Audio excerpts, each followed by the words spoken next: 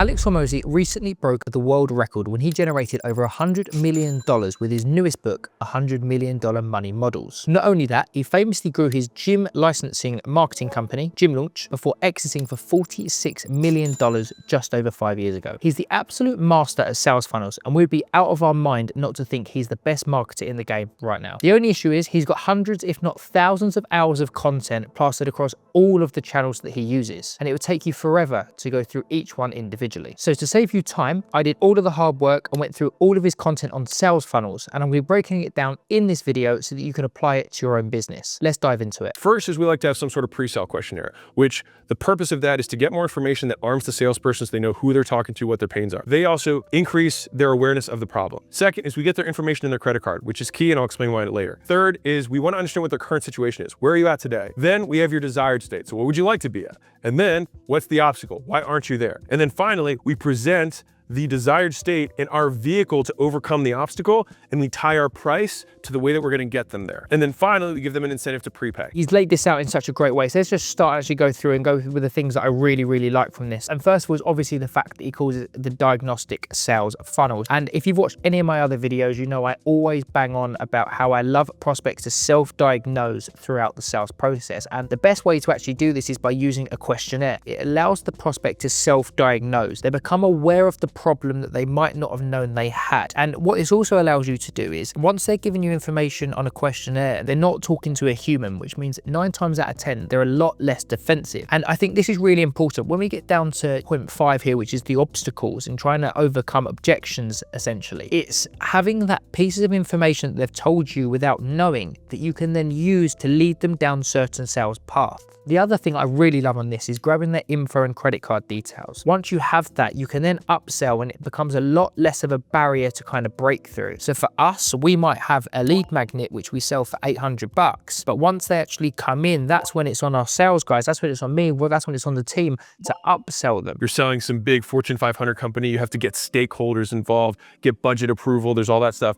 And on transactional side, you've got like high velocity sales, we're talking 20, 30-minute sales, a guy who stands in front of the car wash sells car wash, somebody sells gym memberships. And then you've kind of got like this middle where you might sell something that's a little bit higher ticket, but it's a little bit more custom. And this was the point I was just making here when it comes to the customizable sales and the upsells. And once you actually understand the prospect, you can really take them from somewhere where they were to somewhere you want to add on. And what he's just explained there already is the difference between enterprise and transactional is that obviously enterprise, you know, the big Fortune 500 companies, there's 1,000 different steps, budgets and approvals and things like that. And on the flip side of that, you have the really quick purchases, the haircuts, the nail salons, things like that. And the ones in between are the customs. If you imagine doing that from what we do, which is help businesses get more leads through quiz funnels, then once we actually understand the prospect, we can customize our offers to what they need. And it's really important for us to actually diagnose and go through a diagnostic sale to really understand what they're after so that we can make the most money, but also help them get the best solution. I took their sale from here, a purely transactional sale, and moved it towards custom. For an example for us, an example that you'll be able to relate to is that if we just sold the quiz funnels where we build them for you and that's it, we would not be able to help get that prospect to the next level, spending more money with us and getting better results. And so let's say that I sell pens, all right? So I sell pens. If somebody comes in, I'm going to basically spend all my effort listening to what they say they want and then telling them how this pen fits their needs. Or I have to basically say your needs are wrong, let me educate you more, and this actually solves all your problems. The best example for this that I currently see is that everyone uses VSLs. Now VSLs are very popular in the last 10 years. What we actually like to do and what he's talking about here and the way that you can scale these custom sales is by putting the quizzes in there. If they're going through your questionnaire and they answer certain things, they get put to a different solution. And what that allows you to do is customize the whole sales process, but you're able to do it at scale. Now, the advantages of having this type of sale is that it's really fast, they tend to be lower ticket in general, and from an operational perspective in the business, you don't need to personalize anything. Not being able to personalize is great for businesses where you're going for high velocity, low ticket, but not great when you've got something that's a little bit more custom. And what a lot of businesses end up doing is selling selling themselves short.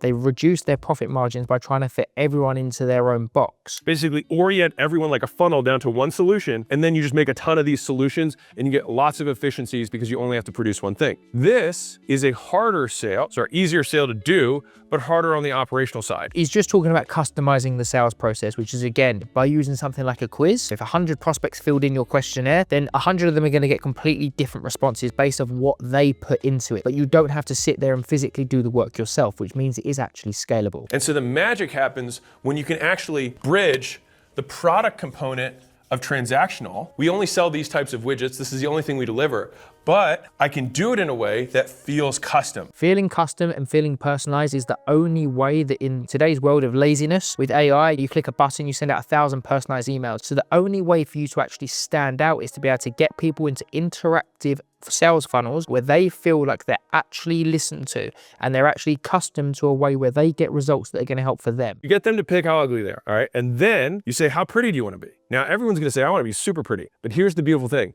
When they pick how pretty they want to be, they're the one who set the goal. And that means that the price came from them. And you know where I picked this up? Was yogurt stores.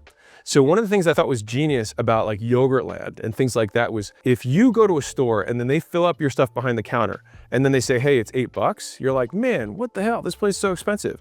But if they give you the cup and you fill it up and you put it on the scale, you're like, man, I'm a fat ass. It's like the self-diagnosing again, but this time you're choosing what you actually want and therefore you're okay with the pricing because you no longer associate the pricing with what the company set out, but you actually associate it with what you've chosen. If you go into one of these froyo places and you spend $8, you're not turning around and going, wow, you're so expensive. You're like, really? Did I need the extra portion of Oreos? And it's again a great way for prospects to choose things themselves and you're not there to make money off of them. So we currently charge $99 a week. We can get you there in 45 weeks, which means it's $4,500. And that means, and for us, I added a guarantee on the back end, which said, hey, if you show up to the workouts for the next 45 weeks and you log your food and you don't lose the weight, I'll keep working with you for free until you do. When you pay this $4,500, it means that you can count that weight for good. Every prospect who comes to you with a pain obviously wants to get rid of it. That's the only reason they're talking to you. If your solution is the best in the market, if you believe that it is the thing that can help your prospect go from where they currently are to their desired outcome, then you're not selling a product or a thing. You're actually selling the solution and the fix to the pain that they have. Most people do this. They present the price as $3,600. And then they say, oh, well, we have payment plans that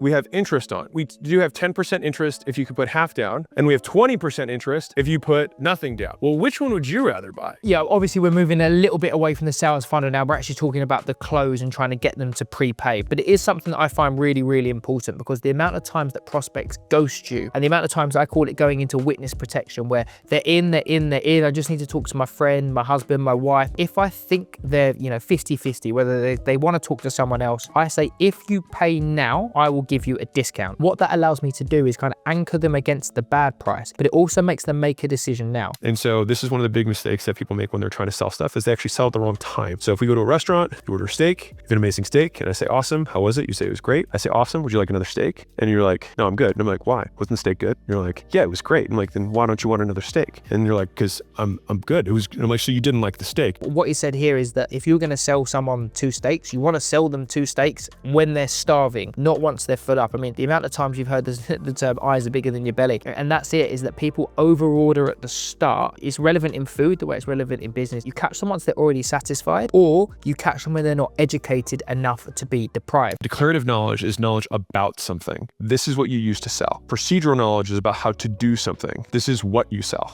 If you use this to try and sell stuff, people will walk away with a load of to-dos and they're like, I'm good. What you want to talk about is all the things about how it works, about the outcomes, about what is possible, how it works conceptually. You have to educate people enough about their pain and about the repercussions of not fixing their pain. If you educate them on how to fix their problems, then they leave with a to-do list where you need to actually educate on the process that you use to fix it. So let me give you the first rule that I have in terms of scaling a business.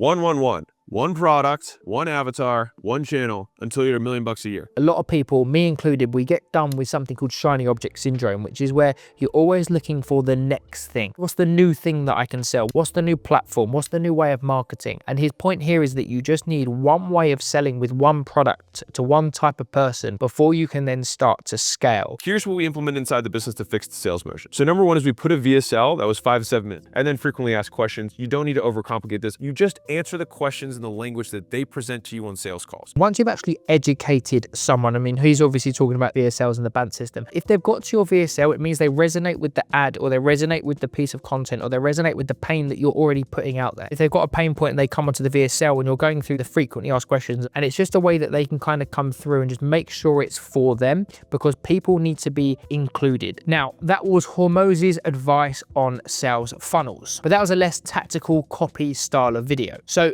click here if you'd like to see a step-by-step guide and a breakdown into the exact sales funnels that I've used for some of our clients to generate thousands of leads and hundreds of thousands of dollars in revenue. Enjoy.